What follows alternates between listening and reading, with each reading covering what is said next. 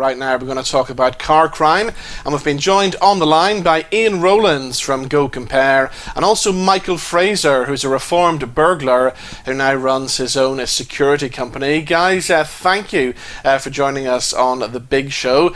So during the whole lockdown period, crime rates fell, but now that things have eased up a little bit, the crime rates are back up again. And in a recent study, Ian, people have said that one of the things they're most worried about is car crime. Isn't that correct? That's absolutely right, Robin. Yeah, we're seeing surveys tell us that people are really worried about car crime. Actually, 2/3 of British people are concerned that car crime is on the rise, and it certainly is. In fact, it's been going up for some time, lockdown being no exception to that. Now, these days, car thieves tend to have more calculated and innovative ways to break into cars, don't they? There certainly are, and increasingly what we're seeing is a significant rise in keyless car crime, where people are cloning the key fobs, and this is something that a lot of people are really unaware of, and they're very unaware of how to prevent it as well, sadly. Now, we've also got Michael Fraser on the line. Michael, welcome. Now, you're a security expert who's giving tips on how to prevent car crime and car theft. But that hasn't always been the case, has it? Because you once led a life of crime, didn't you? Yes, I grew up in care, children's homes. I'm not using it as an excuse, but peer pressure said you either joined the gang or you were isolated and bullied. So you had to be a part of the gang. And what we used to do is go out, break into houses, flats, cars, pinch cars. And obviously the more you do, the more you get into it and more confident. And you start looking at what the general public do as making mistakes. You pick up on that, and you become more sophisticated in what you're doing, even though you are just an opportunist. So how did you get where you are today and become this security expert? What happened was I had a care order on me, which actually protects me a lot. But at the age of 17, I actually got arrested for receiving stolen goods, and my social worker said, "You're on your way to prison." Even though I'd grown up in institutions, I knew prison was totally different. I was terrified, and I mean terrified. I went out to try and get a job, even though I'm dyslexic, I've got everything going against me, and I managed to persuade someone to take me on.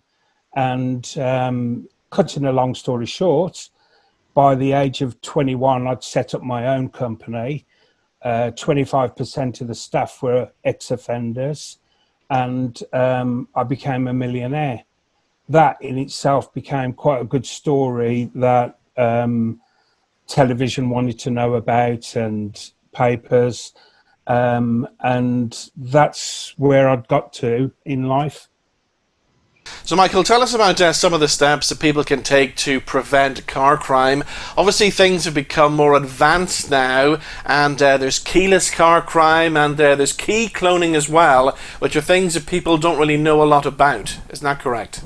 Yeah, I'm passionate about anything to do with security. It frustrates me that people don't think about their own security.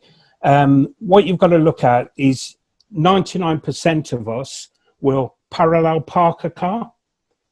If you turn your wheels into the curb or towards the next car, you're actually making it harder to remove that car.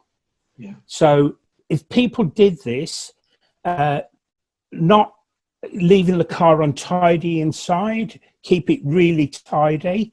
If you've got a portable phone or satellite navigation, you stick it on the window, clean where the sucker is, clean it off after, and it's generally keeping your car safe. Your keys can go into a pouch which isolates the emitting the signal.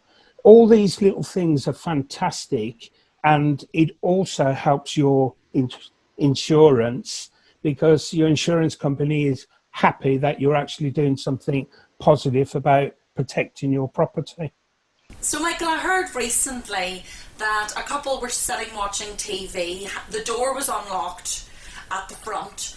The car thief walked in through the front door, lifted the keys off the hall table, walked out and drove off with the car. Yeah, what we find, we're creatures of habit, and you find a lot of people will leave their keys just inside the front door so they know where they are, or in a handbag on the stairs, or in the kitchen. It's all about protecting your property, and this is, look, I'm passionate about it. That's why I'm working with Go Compare on this.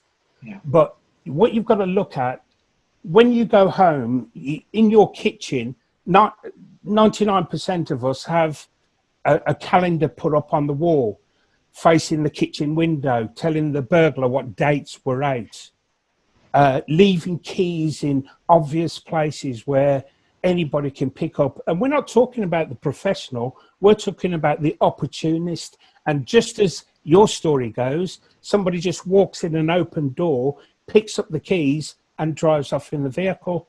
Now, I'm no expert, and I don't know whether Ian can answer this, but how would your insurance look at what you're doing about protecting your own property?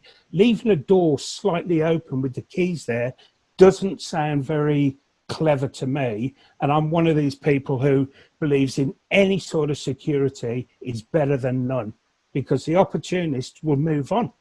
Okay, well, let's bring Ian into this. Ian, what are your thoughts? Michael's absolutely right. I mean, I think, fundamentally, all our insurance companies, that we deal with will tell you that, that it's all about fault. And so, if you can be proved to be the person at fault for that insurance claim, then, you are going to see the consequences of that. And, sadly, the more you can do to prevent that theft in the first place, frankly, the better for you, because if you are the victim of car theft, and even if you can make a claim, the chances are your insurance policy will significantly jump up the following year.